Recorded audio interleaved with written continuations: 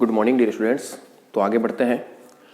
आज हम देखेंगे द्रव्यमान केंद्र का त्वरण, acceleration of centre of mass. इससे पूर्व के लेक्चर में हम लोगों ने द्रव्यमान केंद्र की स्थिति, उसको आप किस प्रकार से लिख सकते हो एन गणतंत्र के लिए, फिर हमने द्रव्यमान केंद्र का वेग, उसको आप किस प्रकार लिख सकते हो एन पार्टिकल सिस्टम के लिए, वो हमने अच्छे से सीख लिया था और होपफुली आपने उन दोनों लेक्चर को अच्छे से सुन लिया था और उसके शॉर्ट नोट्स बना लिए। ये आपका एक रेगुलर वर्क है। मैं छोटे छोटे वीडियो सिर्फ इसीलिए बना रहा हूँ, पुनः दोहराना चाहता हूँ ताकि आप पढ़ते वक्त बोरियत महसूस ना करें और फटाफट 15-20 मिनट का वीडियो होगा था, फटाफट एकदम बैठे और 20-25 मिनट उसको पूरा कंप्लीट कर लिया। तो ऐसे क्या होगा, आपके टॉपिक कवर होते चलेंगे और जैसे जैसे टॉपिक कवर होते चलेंगे आपका कॉन्फिडेंस बनता रहेगा। ठीक है, तो ये एक सामान्य सी बात होती है जो मैं लगभग हर लेक्चर में कह ही देता हूँ। ठीक है ना, ताकि जो बच्चा, अब इसमें क्या होता है ना, कभी कभी कुछ बच्चे ऐसे होते हैं जो कभी कोई लेक्चर सुनता है, कभी कोई लेक्चर सुनता है। हालांकि मैं कहता हूँ आप सीक्वेंस से सुनिए, लेकिन ऐसा कभी कभी नहीं हो पाता है, तो इसलिए मैं कह देता हूँ ताकि आप इस चीज को ध्यान रखें। ठीक है, तो चलो, तो हमने पिछले लेक्चर में जो द्रव्यमान केंद्र का वेग देखा था, तो वहां पर हम लोगों ने जो द्रव्यमान केंद्र का वेग निकाला था VCM, आपका वो लास्ट एक्सप्रेशन तो आपका क्या था, वो लास्ट तो था आपका कैपिटल P/M। ठीक है, इस प्रकार का था। और यहां से हमने कॉन्सिक्वेंस भी निकाला था। क्या निकाला था कि यदि किसी भी निकाय पर आरोपित बाह्य बल या आरोपित बल जो है वो शून्य हो, ठीक है ना, F अगर 0 हो, तब आपका dP/dt भी क्या होगा, 0, और dP/dt 0 है तो P कांस्टेंट और P कांस्टेंट है तो VCM कांस्टेंट। तो हमने एक इंपॉर्टेंट कंडीशन फाइंड की थी कि यदि किसी निकाय पर कोई बाह्य बल नहीं लग रहा हो तो उस स्थिति में उस निकाय का द्रव्यमान केंद्र नियत वेग से गतिशील होता है या द्रव्यमान केंद्र का वेग नियत होता है। ये हमने लास्ट में कंडीशन फाइंड की थी, वेरी इंपॉर्टेंट थी, इसको आप हमेशा ध्यान रखिएगा। कंडीशन याद रखिए, F = 0 होना चाहिए। तो अब आगे बढ़ते हैं हमारे त्वरण वाले टॉपिक पर। तो जिस प्रकार से आपने वेग का मान निकालने के लिए क्या किया था, जो आपकी पोजीशन की इक्वेशन थी, ठीक है ना, RCM = R - RCI या RI डैश, तो उसका आपने क्या किया था, एक बार t के सापेक्ष अवकलन किया था और VCM को प्राप्त किया था। ठीक उसी प्रकार से जो आपकी वेग की इक्वेशन है उसका आप एक बार और t के सापेक्ष अवकलन करोगे तो आपको क्या मिल जाएगा, त्वरण मिल जाएगा। तो चलो हम लिखते हैं और आगे बढ़ते हैं बहुत सिस्टमेटिक तरीके से। आप लिखिए, हम जानते हैं कि n कण तंत्र के द्रव्यमान केंद्र के वेग को निम्न प्रकार लिख सकते हैं। कैसे लिखोगे आप, वो जो इक्वेशन आपने फाइंड की थी, VCM = 1/m summation I = 1 to n mi और vi। ये आपको पता है, जो सबसे पहले इक्वेशन आपने यही निकाली थी, जहां पर आपने क्या कहा था कि VCM तो द्रव्यमान केंद्र का वेग है, vi क्या था, स्थिर निर्देश तंत्र के सापेक्ष I वेग कण का वेग। आप यहां लिख दीजिए, कोई दिक्कत नहीं, हर चीज एकदम क्रिस्टल क्लियर करते चले। ठीक है ना, vi क्या है, स्थिर निर्देश तंत्र के सापेक्ष I वेग कण का वेग। ओके, अब त्वरण निकालना है तो बिल्कुल सिंपल सा तरीका है, समीकरण एक का क्या कर दोगे, t के सापेक्ष अवकलन कर दोगे। तो मैं लिख देता हूं, समीकरण एक का t के सापेक्ष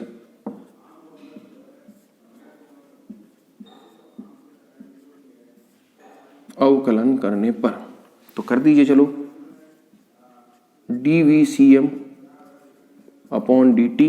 ये 1/m तो बाहर रहेगा और समेशन I = 1 to n। मैं सीधा कर रहा हूं, d/dt आप बाहर रखोगे तो dmi/dt vi कांस्टेंट और dvi/dt/mi कांस्टेंट, तो dmi/dt हमेशा 0 होगा, तो मैं सीधा लिख रहा हूं इसको। ठीक है ना, इसको मैं सीधा ऐसा ही लिख रहा हूं, dvi/dt। आप समझ चुके हो, लास्ट लेक्चर में मैंने आपको बता दिया। तो ये क्या हो जाएगा, ये हो जाएगा आपका ACM और ये 1/m, ये summation I = 1 to n mi और ये हो जाएगा AI। इक्वेशन नंबर 2, जहां ए आई क्या है, स्थिर निर्देश तंत्र के सापेक्ष आयव्य कण का त्वरण, ये भी लिख दीजिए आप, कोई दिक्कत नहीं है। जहां ए आई स्थिर निर्देश तंत्र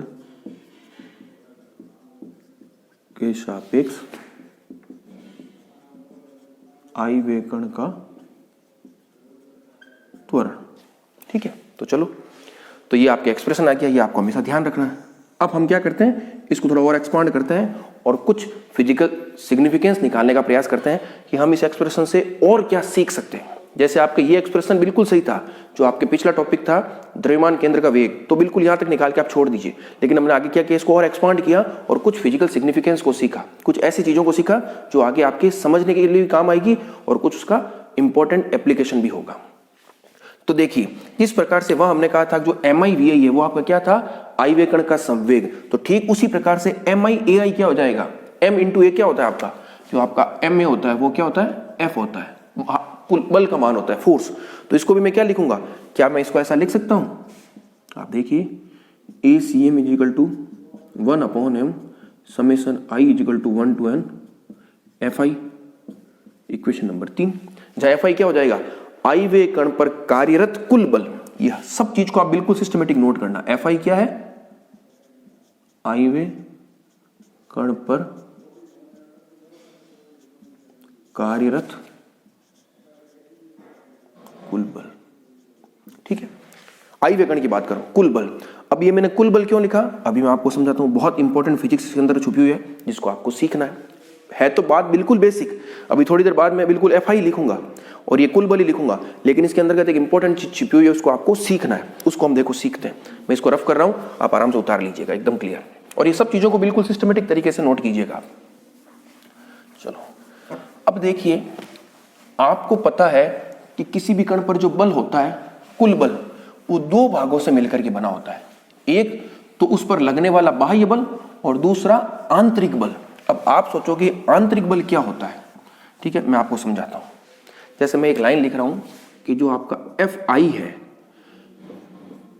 कुल, ये किसके बराबर होगा, एफ आई बाह्य प्लस एफ आई आंतरिक। ठीक है, अब बाह्य को तो आप आराम से समझ सकते हो, बाह्य का मतलब तो क्या है, जो बाहर से बल लग रहा है वही बाह्य है। अभी आंतरिक क्या है, इसको आप समझिए। आपको पता है कोई भी जो सिस्टम है वो अनेक कणों से मिलकर के बना है। जैसे मान लीजिए कोई निकाय है, ये खूब सारे कणों से मिलकर बना है, जिनके द्रव्यमान m1 m2 m3 इस प्रकार से mn, ठीक है ना, इन सभी प्रकार के द्रव्यमान कणों से मिलकर के बना है। तो आपको पता है ये द्रव्यमान कण जो होते हैं वो आपस में भी क्या करते हैं, एक दूसरे से इंटरेक्शन करते हैं, जिसको आप शब्द काम में लेते हो परस्पर अन्योन्य क्रिया, म्यूचुअल इंटरेक्शन। ठीक है ना, इसको आप समझ रहे हो मेरी बात को। जिस प्रकार से आवेश है, मान लो Q1 Q2 Q3 Q4 इस प्रकार के खूब सारे आवेश है, तो वो जब एक इस जगह पर स्थित होंगे तो उनमें क्या होगा, उनमें एक प्रकार का म्यूचुअल इंटरेक्शन होता है। अगर दो आवेश Q1 Q2 है तो वो आपस में क्या करेंगे, म्यूचुअल इंटरेक्शन करेंगे, अर्थात एक दूसरे पर बल लगाएंगे। पहला दूसरे पर लगाएगा, दूसरा पहले पर लगाएगा। तो आवेश के लिए तो वो क्या होता है, Q1 Q2/r² होता है। ठीक उसी प्रकार से जब द्रव्यमान कण होंगे तो वो भी क्या करेंगे, एक दूसरे पर बल लगाएंगे, और उस बल का मान क्या होता है, m1 m2/r² के समानुपाती होता है। तो मेरी बात समझा आप। आंतरिक का मतलब क्या होता है कि कण जो होते हैं वो आपस में भी अन्योन्य क्रिया करते हैं। जैसे पहला है, मान लो m1 द्रव्यमान है तो m2 भी उस पर बल लगाएगा, m1 m2 पर लगाएगा, m2 m1 पर लगाएगा, m1 m3 पर लगाएगा, m3 m1 पर लगाएगा। ठीक इसी प्रकार से जो हर कण है वो सभी कणों पर बल लगाता है और सभी कण हर कण पर बल लगाते हैं। समझ रहे मेरी बात आप। तो ये आंतरिक का मतलब ये है कि आपस में अन्योन्य क्रिया करते हैं। मैं भी इसको लिख देता हूं, बस आपको इस चीज को समझना है कि आंतरिक आया कहां से। एफ आई आंतरिक क्या हो जाएगा, द्रव्यमान कणों की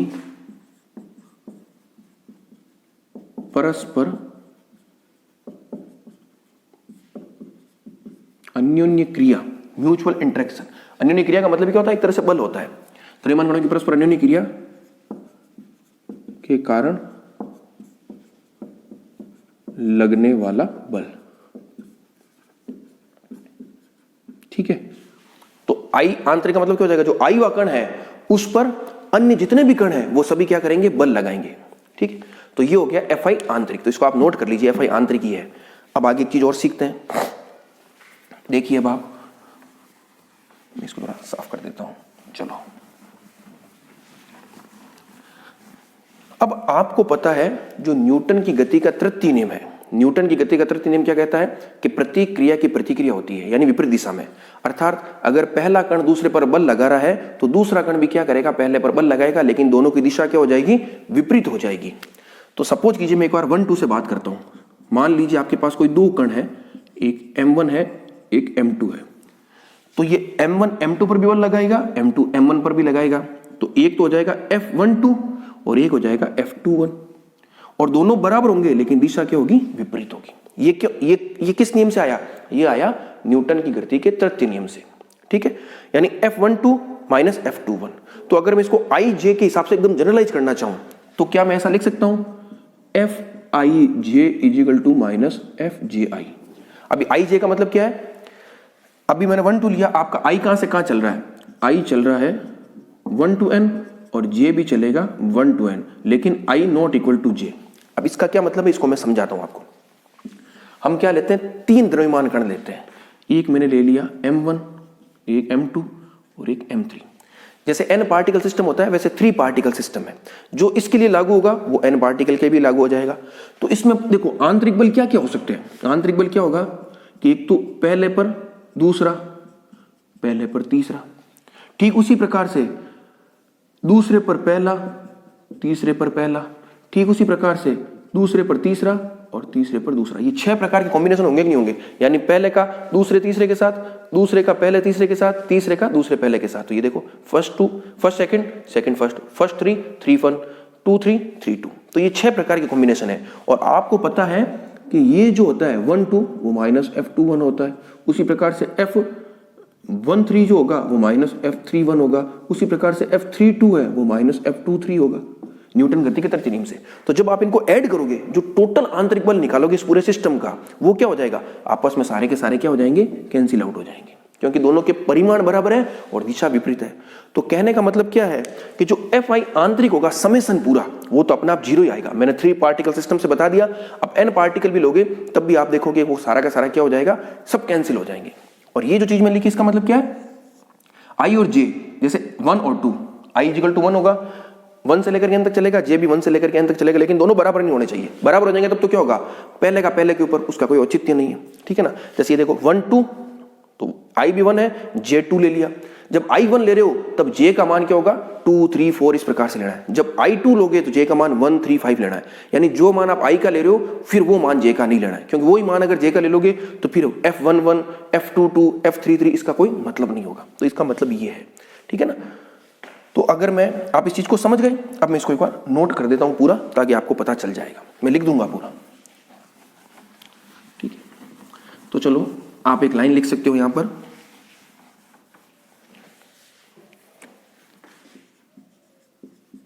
न्यूटन की गति के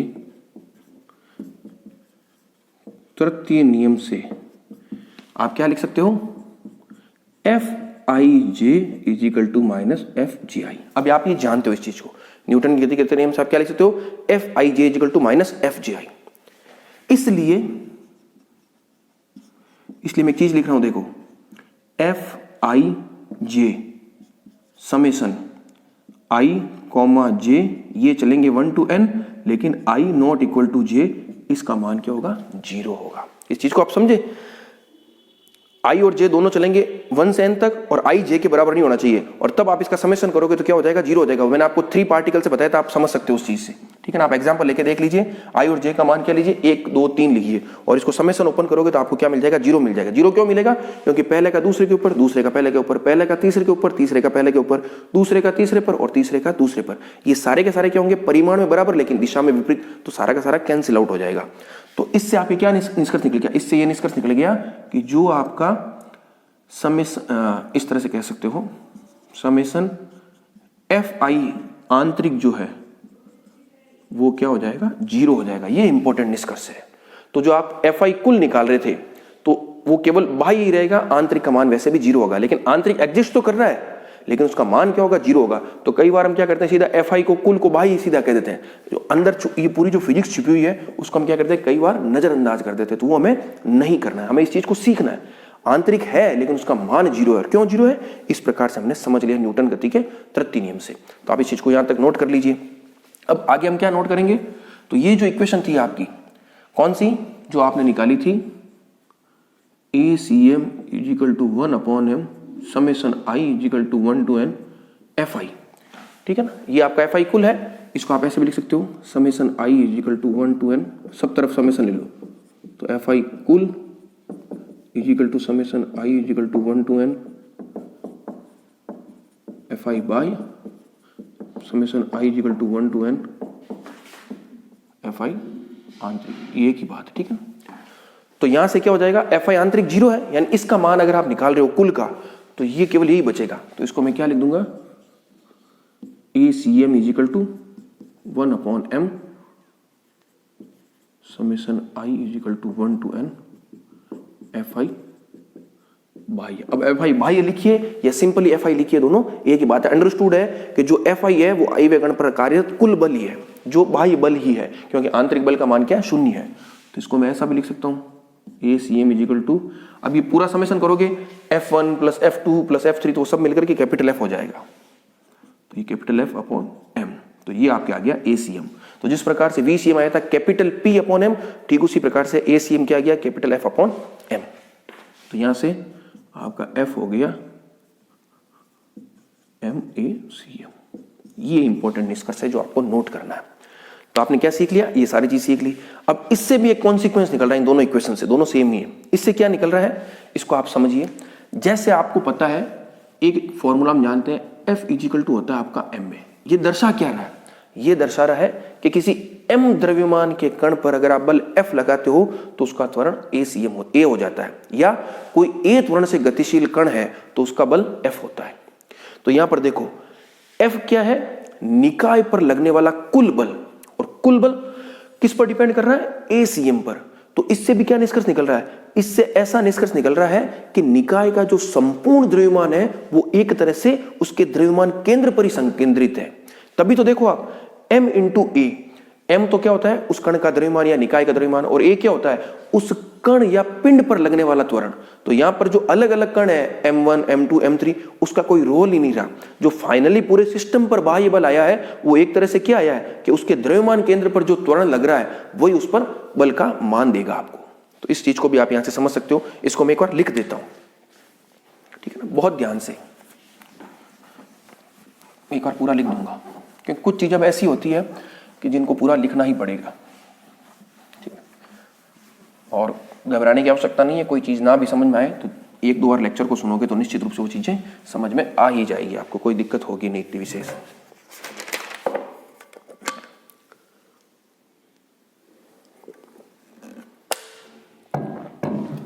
तो देखो, ये जो इक्वेशन आपकी दोनों, इससे मैं क्या लिख सकता हूं,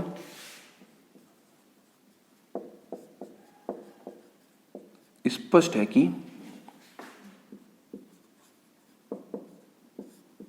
निकाय का द्रव्यमान केंद्र इस प्रकार गति करता है कि उसका संपूर्ण द्रव्यमान उसके द्रव्यमान केंद्र पर संकेंद्रित हो तथा उस पर आरोपित बल द्रव्यमान केंद्र पर ही लग रहा हो, केंद्र पर ही लग रहा हो। तो ये आपका इसका निष्कर्ष है, आप समझ गए।